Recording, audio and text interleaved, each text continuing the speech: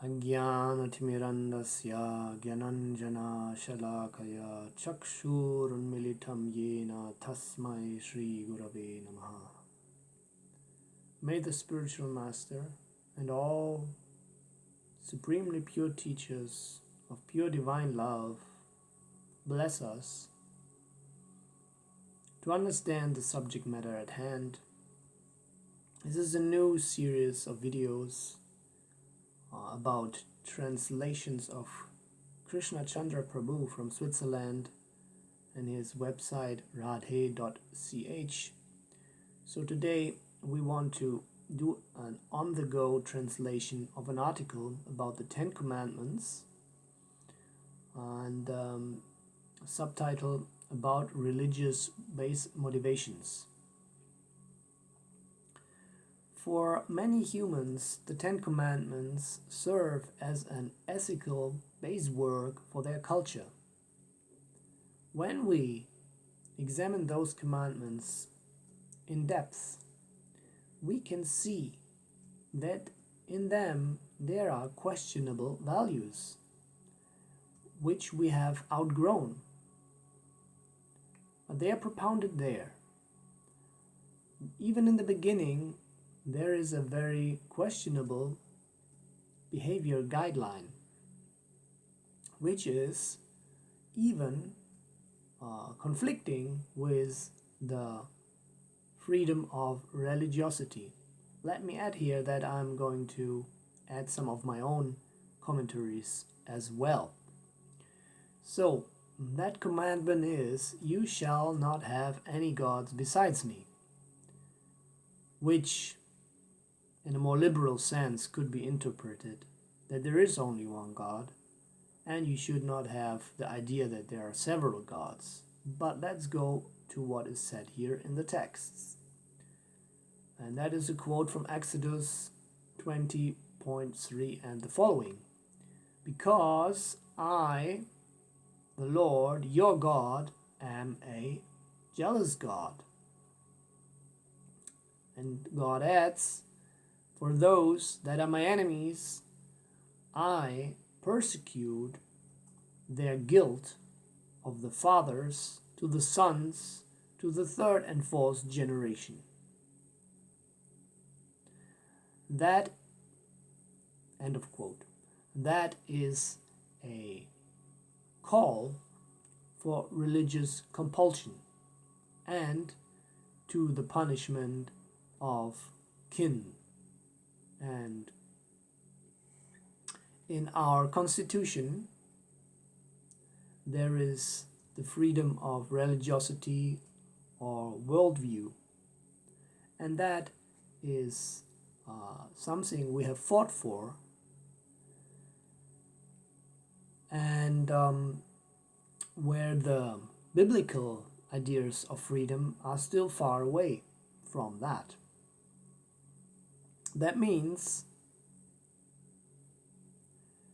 what it says here in that verse from Exodus is that for my mistakes, even the unborn children and children of my children would be persecuted by God.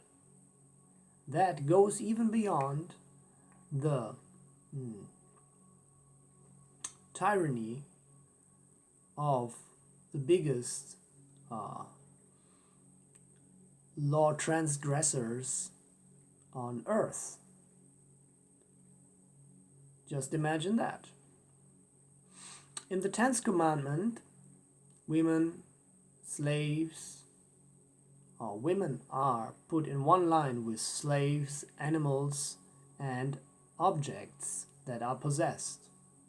Exodus 20.17. Especially after the 5th commandment, "Thou shalt not kill," Yahweh is giving precision. "You shall not let the witch live." And opening the bracket, we know what results came from this sentence. What effect that had in our history. closing the bracket. Further,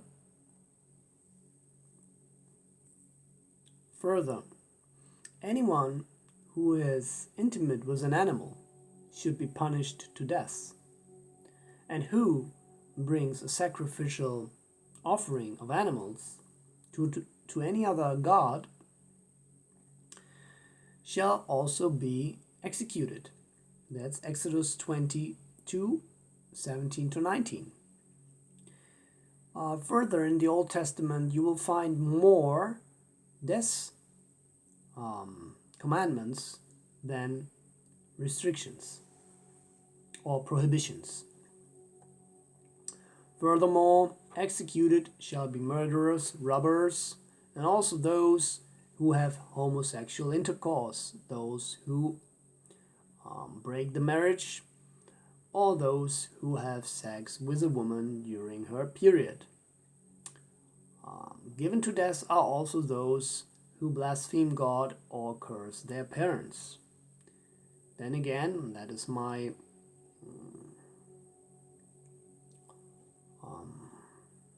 comment here.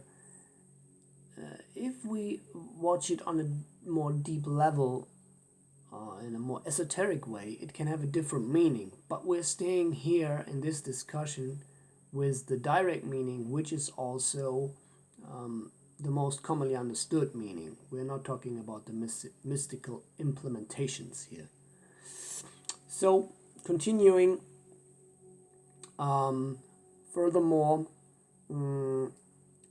those who are given to death, also those who work on the Shabbat, and men who are not circumferenced, or such that take the wrong food, or the ointments which are only meant for the priests.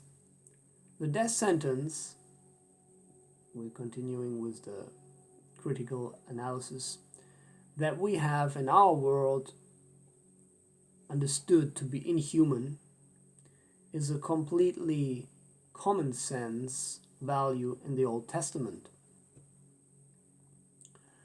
So a person who examines the holy texts of the ancient religions without prejudice comes to the result that they are far from the ethical minimum standard of a halfway civilized human society. But on the basis of traditional blindness due to tradition, one still sees those commandments as ethical guidelines. And this is not only so for the divine commandments and prohibitions, for example, the call for death sentence of homosexual activities, or the falling away from the faith, which is described in the ancient texts of the Jews, Christians, and the Islam, but also for that which is the supposedly documented behavior of the highest moral authority mentioned there, God. So, for example, one may think of the complete extinction of Sodom and Gomorrah, or the worldwide genocide of men and animals in the course of the so-called Great Flood, or the eternal punishment of hell, which is compulsory for Christians and Muslims if they don't obey their laws, which is far worse or far beyond even the worst earthly ending measure of punishment, and lets that look pale in comparison to that.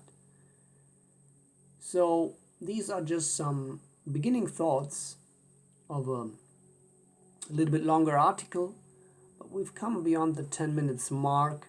I think that's a good part to digest, and I'm looking forward to your comments, questions, and thank you very much for your attention, and see you soon again when we are going to translate the second part of this article about the 10 Commandments. All glories to Guru and Gauranga. Radhe Shyam.